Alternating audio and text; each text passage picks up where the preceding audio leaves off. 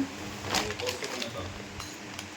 Pero na, pa-video-video pa eh. Ano masasabi mo kaya? Lagyan mo Merry Christmas. Sa'yo, te, Rolex. Half. Ayan na. Ito na po yung katas ng 30 years, no? Di nga napaghandaan yung pambalot. Kinulang ko damit. Resign yan, okay naman. Tama, may kulubot dito. Ayun o, gamit pa yung ipin sa pagputol ng tape, oh. Halatang halata, oh. Tignan mo, napilitan, oh. Ito Ay, yung kuya. binuksan na regalo. Ito po yung katas ng 30 years. Parang ano yata, anak Bilang yata kapatid yan. at ako yung kuya, Parang ganyan po magregalo yung mga kapatid ko. Isa pa lang po nagre-regalo sa dami namin. Bubuksan ko na. Wala pong trabaho eh. Buwang alam niya si kuya. Kitchen set. Gata si Bia.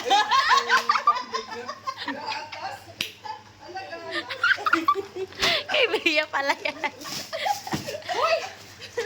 Bia gata si Kuya. Kay Bria pala yan. Gata si Kia. Baso. Na-open na, nakuha sa loob. Gata si Meron ba wala sa loob? Ito yung nakikita ko lang na hindi ginagamit. Ano kaya yan?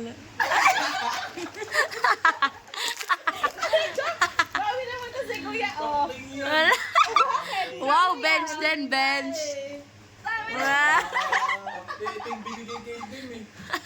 Hindi, si Ben bumili niya. Di ba nga? Oo. Si ate siguro gisip ng pambalot niyan. Ako lang nagbalot. Hindi yan mura, mahal yan. Ay na, sige. Okay na.